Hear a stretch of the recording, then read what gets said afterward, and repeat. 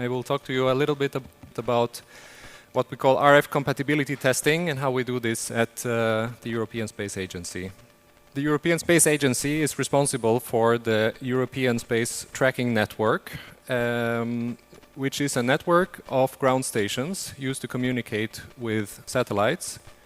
It's operated 24/7 from the European Space Operations Center, also called ESOC. Of course, because we are a space agency, we need to have acronyms and abbreviations to keep the barrier of entry as high as possible. Which is also located here in Darmstadt. Today there are more than 20 different missions supported. They range from near-Earth missions in what we call low Earth orbit. This is a few hundred kilometers up to highly elliptical orbit, which has the lowest height of a few hundred kilometers to a few thousand kilometers. And we have a few missions in the Lagrange points, which are stable regions of the Earth-Sun system. Some are about 1.5 million kilometers away from Earth. And then we have another category of missions which we call deep space missions, which are typically around other planets like Mars, Mercury, Jupiter, and Venus. We have, I will show later that we have many different ground stations that are communicating with each of these type of missions. What makes it a bit special is that each mission is generally very unique in terms of its design and its objective, its instruments, and you can think of it as a custom-made machine that there exist no copies of it. Of course, some missions have multiple spacecrafts, like Galileo, which have now almost 30 spacecrafts. Some of them are also very expensive, with budgets of more than 1 billion euros, like JUICE, which I'm showing here, which is currently in transit on its way to Jupiter. We also have Bepi Colombo, which is on its way to Mercury, and we have a mission called Envision, which is in the planning, which will go to Venus. Here you see a map of the European Space Tracking Network, or STRAC for short. The blue circles are the ones that are part of the STRAC core network, and then we are also collaborating with the NASA Deep Space Network and a few commercial providers and other space agencies. To communicate with our deep space missions, we have a ground station here in Argentina, one in Spain, and one in Australia. For communicating with polar orbiting satellites, it makes more sense to have it closer to one of the poles, so we have located one in Kiruna, which is in the north of Sweden. As I mentioned, because these are pretty much unique, so how do you know that a newly launched satellite will be able to communicate with the ground station?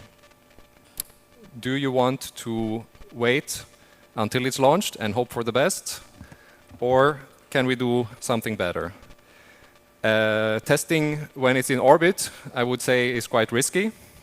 Failure is not an option, and so on. Or do we simply move the ground station to where we build the new spacecraft? It's a bit impractical because it's not always being built in the same place, and the ground station is quite big. We can also send the whole spacecraft to the ground station, but because we want to locate the ground station in a RFI suitable environment, it's very difficult to get especially a maybe 1 billion euro machine to this location.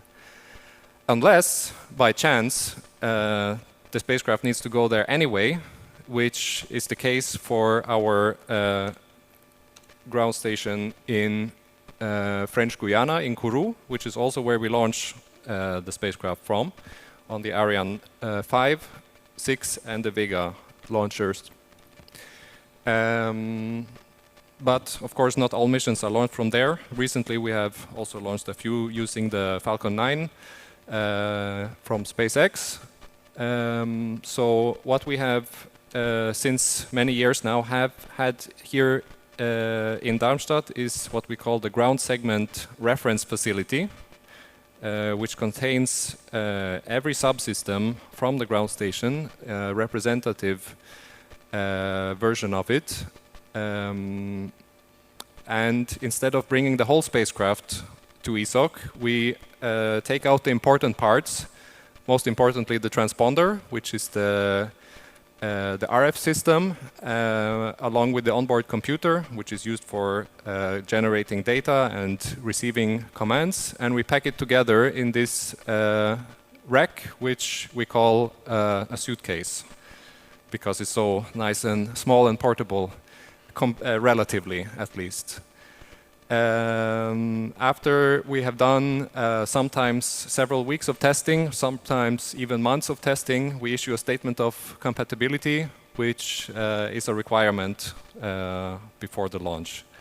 If we find any problems, either we have to find workarounds or we have to go back to the drawing board, but at least we are aware of it and we don't get any surprises when it really matters. The list of tests we perform is quite long, so it can take a very long time depending on how complex the mission is. The CCSDS actually defines a minimum set of tests to be performed. So there are even more than this. This includes things like frequency stability, measuring the spectrum, measuring frame and or bit error rate, measuring the ability to command, so both from space to Earth and from Earth to space direction, measuring the ranging using the same signal we use to communicate, measuring the Doppler, and also the stability of the ground station. Here are some figures just so you have some idea. The signal levels arriving to the spacecraft can be in the order of minus 155 dBm up to minus 50 dBm, so it's quite some dynamic range. The signal to noise density we have on the other direction can be as low as 20 dBHz up to more than 100 dBHz, depending on how far away or how close it is to Earth. So also some dynamic range there. When we're talking about data rates, we have sometimes as low as only a few tens of bits per second, or symbols per second in this case, up to now soon 500 megasymbols per second.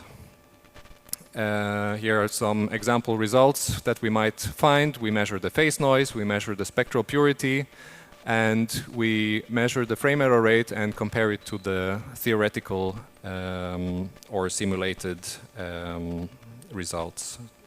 All of this goes then back to the operator link budget, not only to have the theory, but to have really the performance of the system as well, to take this into account. This is just a very basic setup. We have the ground station modem connected to a frequency converter to get it to the frequency we want. We have a ground to space channel, which in this case is just some attenuators and diodes to precisely control the level. This goes then to the transponder, which is connected to the onboard computer. On the downlink channel, we have also a noise source to simulate the signal to noise density ratio.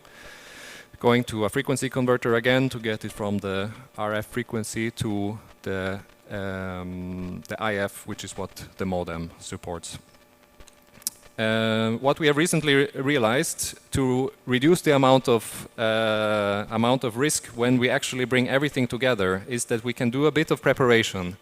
If we can only record the signal transmitted from each part, we can actually send it to the other side, which might be in another part of Europe, or even sending it from Europe to the US in case we are supporting NASA missions.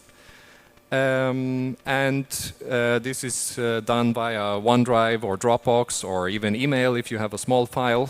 But of course, as you can see from this, the files are either very large because they have such a high bandwidth, or if we need to measure the frame error rate down to 10 to the minus 8, and we are operating with 10 symbols per second, it will go over a very long time. So this is only something we have recently started with for the Hera mission, which will go to investigate the results of the NASA DART mission. We recorded some samples from the real spacecraft in OHB, which is building the satellite, and sent them to ESOC. For NASA's Roman Space Telescope, some samples were recorded at Goddard and sent to ESOC so that we could do a first test of our new implementation of the LDPC 7.8 decoder. And in both cases, they were played back to our S-Track specialized receiver using GNU Radio and the USRP N320. That's it for me. Thank you.